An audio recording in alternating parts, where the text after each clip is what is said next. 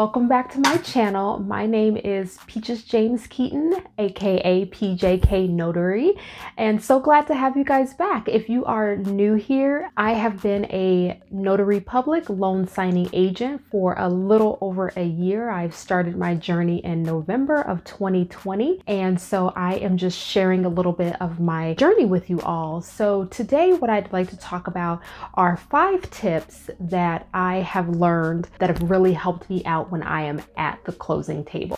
And the first tip that I have is to have some sort of intake form. So this is what I utilize. Hopefully you guys can see that. And what I'll also do is I am also going to link this down in the description box. I made it in Canva. So if you guys find it helpful or useful, you're more than welcome to download a free copy of this template that I have. So I'll make sure that I link that down there. But I've really found that this intake form has really kept me much more organized, especially when you have back-to-back signings, you have multiple signings, you really want to make sure that everything is organized, especially when you're at the signing table, because you want to present yourself to the borrower that you're confident, you're organized, you're professional, so that they start to feel at ease that you know what you're doing and you know what you're talking about. I find that making sure that I am nice and organized is really helpful. So this form contains just the signer's information, their name, address, what county, because you will need that county information for your notarial certificate, signing date and time. And then I include a lot of information that comes directly from the order itself. So are there scan backs that are going to be needed? A copy of their ID, will I need to collect that? What pen color? There are signing services or lenders and title companies that do specify if they want you to use blue ink or black ink. Who to call when you're at the table? Do I call the loan officer? Am I calling the signing services? So making sure those numbers are readily available if anything does come up, if there are any other instructions out there. And then also, is it FedEx or UPS? Most of the time, it's either going to be one or the other, FedEx or UPS, that you're shipping the documents back to. So this form really is something that helps keep me organized. When I am at the table with the borrowers, essentially what I do before I get to the table, what I do with this form is I have a folder that I just put the documents in, and then I just paperclip this right on the outside of that form. So when I'm at that table, I know exactly what's going on. I don't have to shuffle around to say, oh, is it blue pen or is it black pen? I can't remember. Was that the other order? It's right there.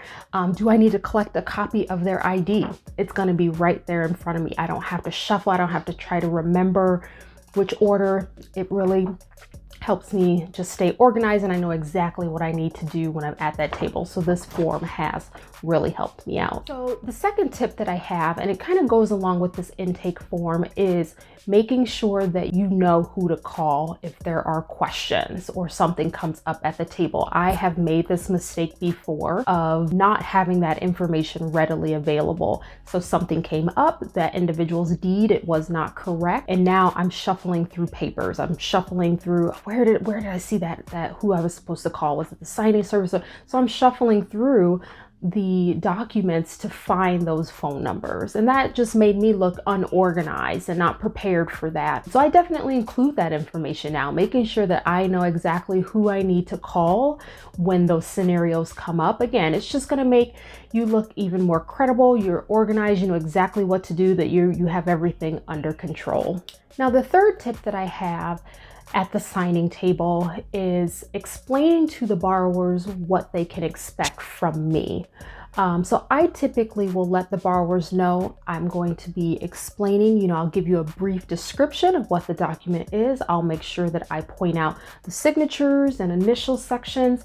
I have found that this has put them at ease a little bit more, knowing that I'm going to be helping them through. I'm going to give them that brief description.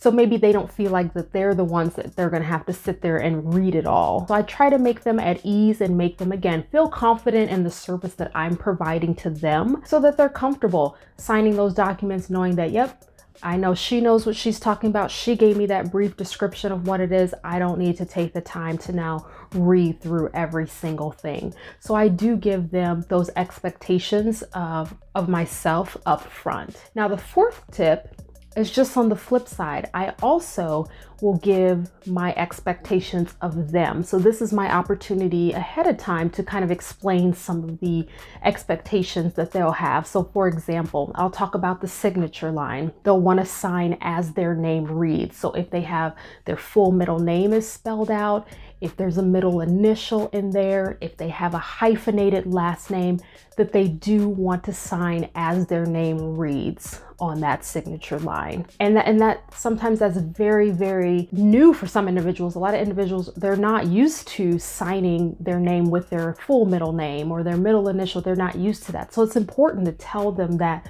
up front. Now we can't force them, to sign that way. If they choose to sign, a different way, that's just something we'll have to let the title company, lender signing services know that, hey, we informed them, but this is how they prefer to sign their name. But it is our duty to give them that information up front of how they should be signing.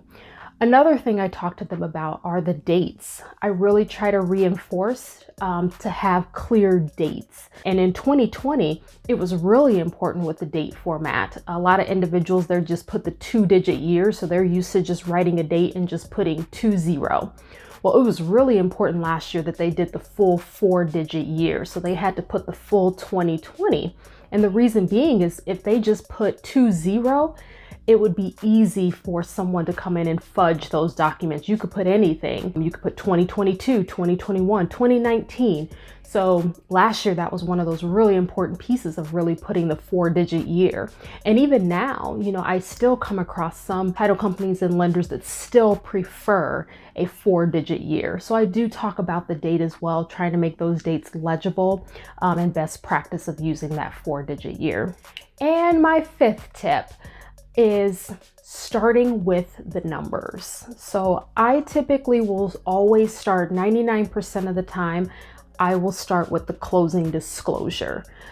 A lot of the times that's where questions or issues will come across is going to be with the numbers. Is my loan amount correct? My interest rate correct? My monthly payment? All of that information is on that closing disclosure. So I will typically always start with that, or sometimes the settlement statement. The settlement statement includes a lot of those figures as well, but I almost always start with the numbers because that's where the majority of issues or questions are going to come from. I also have found that once we get kind of the numbers out of the way and the numbers are good and they're comfortable, yep, that's exactly what I was told my interest rate would be. That's what I was expecting my monthly payment would be.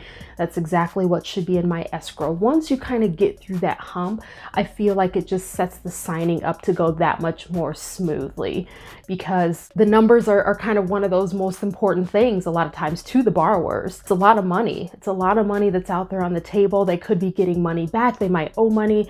The money a lot of times is the part that can make people the most anxious. So getting that part out of the way is something I would recommend.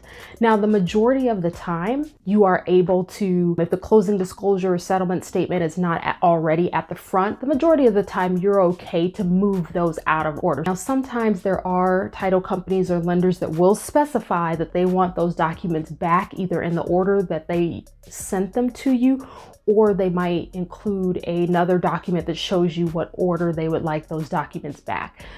So sometimes I'll just make a note of where the closing disclosure was and just make sure at the end of the signing that I put it back where it was or put it in the order that they're requesting it. But most of the time, a lot of title companies and lenders, they don't specify a specific order that they want the documents. So you're okay to kind of move those documents to the front so that you go over those. So I hope those tips were helpful for you. Let me know down in the comments if you have any additional tips. Is there anything that you have done in your experience as a loan signing agent that has kind of helped you out along the way? And let me know if this intake form is helpful for you or something similar that you utilized today. Thank you so much for watching, and we'll see you next time. Bye, everybody.